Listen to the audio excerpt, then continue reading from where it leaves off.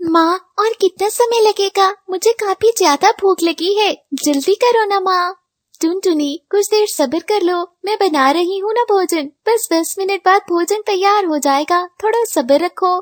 Tony की सास का नाम रानी कवि था। वो बहुत ही दुष्ट थी और बहुत गुस्से वाली। अपने बेटे जग्गू की मौत के बाद वो काफी दुष्ट हो गई थी और टोनी के साथ अच्छा व्यवहार नहीं करती थी। टोनी अब भोजन बना रही होती है, इतने में रानी कवि वहाँ आ जाती है। अरे ओ टोनी, कहाँ मर गई है तू? आजकल तुझे चर्बी ज्यादा ही चढ़ गई है क्या, जो तुझसे कोई काम समय पर नहीं होता? देखो जरा, अभी तक तूने खाना नहीं बनाया। माँ जी, आज शरीर में बहुत दर्द हो रहा था, इसलिए मैं जल्दी नहीं उठ पाई और थोड़ी देर हो गई उठने में। प्लीज मुझे क्षमा कर दीजिए। परंतु ये सुनकर रानी कवि को बहुत गुस्सा आ गया। आजकल तू ज्यादा ही हवा में उड़ने लगी है। जब तक मैं तेरी तबीयत साफ नहीं करूंगी तब तक तू नहीं मानने वाली। ये कहकर रानी कवि टोनी को चमचे से मारने लगती है। प्लीज प्लीज क्षमा कर दें, मत मारिए मुझे। माँ जी, बहुत दर्द हो रहा है, छोड़ दीजिए मुझे। परंतु रानी कवि ने उसकी एक बात भी ना सुनी और पिटाई करने के बाद गुस्से में वो वहाँ से बाहर चली गई। परंतु जब रानी कवि ने टोनी को मारा था तब उसके घर का दरवाजा खुला हुआ था और ये सारा मंजर रानो चिड़िया और लूसी कबूतरी ने देख लिया था। बेचारी टोनी चिड़िया का भाग कितना खराब है। ऐसी दुष्ट सास तो जीवन में किसी को भी न मिले। मेरी तो ऊपर वाले से यही प्रार्थना है। परंतु ये रानी कवि टोनी पर इतने अत्याचार क्यों करती है, मेरी समझ में नहीं आता। और वो इतनी सुंदर है, न जाने उसने जग्गू से शादी क्यों कर ली। परंतु ये तो अच्छा हुआ कि उसके सारे बच्चे उसी पर चले गए, वरना सोचो कि अगर उसके बच्चे काले होते तो कैसे लगते, और फिर तो काले बच्चे पैदा करने के कारण भी टोनी पर अत्याचार होता। ये सब देखकर रानो और लूसी दोनों को बहुत बुरा लग रहा था। एक रोज अपनी खराब सेहत के कारण टोनी चिड़िया सोई रही, जबकि रानी कवि ने ये देखा तो वो बोली, अरे ओ टोनी, क्या जहर खाकर सो रही हो? जो मर गई हो, घर के सारे काम कौन करेगा? माँ, मुझसे आज काम नहीं हो पाएगा, मेरे शरीर में काफी दर्द है। एक दिन के लिए प्लीज आप काम कर लीजिए। परंतु ये बात सुनकर तो रानी कवि को तुरंत ही गुस्सा आ जाता है। तेरी इतनी हिम्मत कि तूने रानी कवि को काम के लिए कहा। ये कहते हुए तेरी जुबान नहीं कांपी। आज तो अपनी जुबान से तूने ये सब कह दिया, परंतु आज के बाद ऐसी बात की तो उसकी सजा बहुत बुरी दूंगी, समझी? चल अब, अगर तुझे सोना है तो कूड़े के पास जाकर सो जा। इस बदबू में तुझे काफी सुकून की नींद आएगी। यूं जबरदस्ती रानी कवि ने टोनी चिड़िया को कूड़े के पास भेज दिया। टोनी चिड़िया ने भी उसकी बात मान ली थी, परंतु अगर वो बात ना मानती तो न जाने रानी कवि उसके साथ क्या करती। वो चुपचाप तुरंत ही कूड़े के पास जाकर सोने लगी, परंतु उससे वहाँ की बदबू बर्दाश्त नहीं हो रही थी। माँ, मुझ पर दया करो, मैं इस कूड़े में ज्यादा समय सो नहीं पाऊंगी, मेरी सेहत और भी खराब हो जाएगी। माँ प्लीज मुझे अंदर आने दो, मैं यहाँ पर नहीं सो पा रही। माँ, टोनी अपनी सास से यूं विनती करने लगी, परंतु रानी कवि एक न मानी। अरे ओ टोनी, अगर तूने एक बार और ये बात कही तो तू समझ जाना कि कल से तुम इसी कूड़े के पास से अपना सारा जीवन बिताओगी, समझी? प्लीज ऐसा मत करें, मैं आपके आगे हाथ जोड़ती हूँ, मुझे अंदर आने दे माँ, प्लीज, आपको जग्गू की कसम। अच्छा, तो तुझे मेरी बात समझ में नहीं आती। अब से तो इसी कूड़े के पास रहेगी और इसी जगह पर अपना भोजन भी करेगी, समझी तू? और हाँ, अपने जैसे बच्चों को भी अपने साथ रख लेना।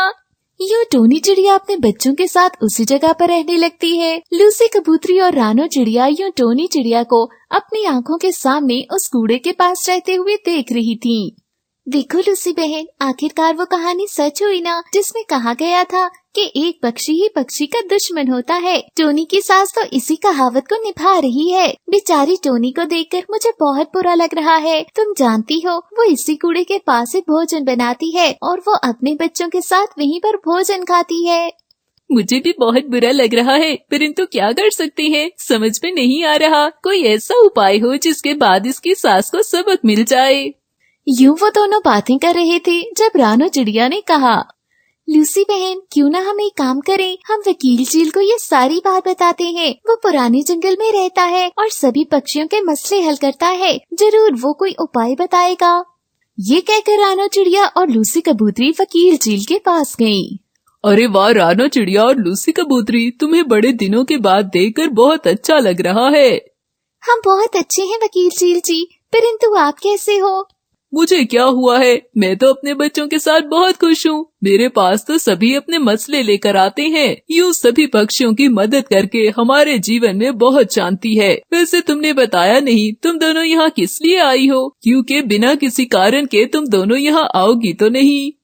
वकील चील की बात सुनते ही उन दोनों ने बताना शुरू किया। वो हमारे पड़ोस में टोनी चिड़िया रहती है। उसके पति जग्गू कवि की मौत हो गई है, परंतु उसकी सास रानी कवि बहुत दुष्ट कवि है। टोनी की सास रानी कवि उसे आए रोज मारती है और उस पर बहुत अत्याचार करती है। इस तरह लूसी कबूतरी ने वो सारा आंखों देखा मंजर उस वकील चील को बता दिया। मैं कल सुबह ही वहाँ पर आता हूँ और उसकी सास को तो मैं सबक सिखाता हूँ। तुम दोनों चिंता मत करो। मेरे अपने पुलिस दोस्त को भी सारी बात बताता हूँ। मैं वचन लेता हूँ कि टोनी जी को मैं उसकी दुष्ट सास से आजाद कर दूंगा। चील की ये बात सुनकर रानो और लूसी दोनों बहुत खुश होकर वहाँ से चली गयी। अगले दिन वकील चील ने तुरंत ही अपने पुलिस दोस्त को सारी बात बताई थी। अरे यार, ऐसे फैसला नहीं होगा। तुम पहले उसके घर जाओ, वहाँ जाकर देखो कि सब क्या चल रहा है। क्या पता वो दोनों पक्षी झूठ बोल रहे हो। उस पुलिस कवि की बात मानकर वकील चील टोनी से मिलने चला जाता है। रानी कवि दरवाजा खोलती है। अरे टोनी कहाँ है? मुझे उससे मिलना है। वो कहाँ है? अरे तुम कौन हो और यूँ बिन बुलाए मेरे घर के अंदर क्यों घुस रहे हो? चलो बाहर, यहाँ कोई टोनी नहीं रहती। मैं अकेली ही इस घर में रहती हूँ। चलो बाहर। परंतु वकील चील उसकी कोई बात नहीं सुनता। वो उस कूड़े के पास चला जाता है जिधर टोनी काफी बुरी हालत में थी। टोनी, अब तुम्हें घबराने की कोई जरूरत नहीं है। मैं आ गया हूँ। अब तुम्हें इस दुष्ट सास से रिहाई दिलवाऊंगा। नहीं प्लीज, आप यहाँ से चले जाएं, नहीं तो सासू माँ मुझे चमचे से मारेंगी। प्लीज। ये टोनी चिड़िया बहुत डर जाती है। वो वकील चील के आगे हाथ जोड़ती है, परंतु इतने में वहाँ पुलिस कौवा भी आ जाता है। बस बहुत हो गया रानी कवि, अब तुम्हारा खेल हुआ खत्म। तुम्हें तुरंत ही जेल होगी। चलो मेरे साथ। यूँ रानी कवि को जेल हो जाती है। वकील चील, आपका बहुत बहुत धन्यवाद। अगर आप न आते तो न जाने मेरे साथ क्या हो जाता। मैं तो मर ही जाती। देखो टोनी, धन्यवाद मेरा नहीं बल्कि अपने दोस्त पक्षियों का करो, जिनके कारण ही मैं तुम्हें बचा सका। यूँ रानो चिड़िया और लूसी कबूतरी भी तुरंत ही अंदर आ जाते हैं। रानो बहन, लूसी बहन, तुम दोनों का बहुत बहुत धन्यवाद। तुम दोनों के कारण मुझे उस दुष्ट सास से निजात मिल गई है। यूँ और टोनी चिड़िया अपने बच्चों के साथ सुख शांति से जीवन गुजारने लगती है। परंतु एक रोज लूसी उससे मिलने आती है। लूसी बहन बैठो, मैं आपके लिए भोजन लाती हूँ। नहीं टोनी, आज मैं जाते हुए भोजन नहीं, परंतु मिठाई जरूर खाकर जाऊंगी। टोनी उसकी बात सुनकर काफी हैरान होती है। क्यों, क्या हुआ लूसी? खैर तो है? कहीं तुम्हारे भाई बंटी का ब्याह तो नहीं होने वाला? नहीं, परंतु अगर तुम मान जाओ तो मैं तो अपने भाई बंटी का ब्याह ही करना चाहती हूँ। क्या मतलब? मुझे कुछ समझ में नहीं आया।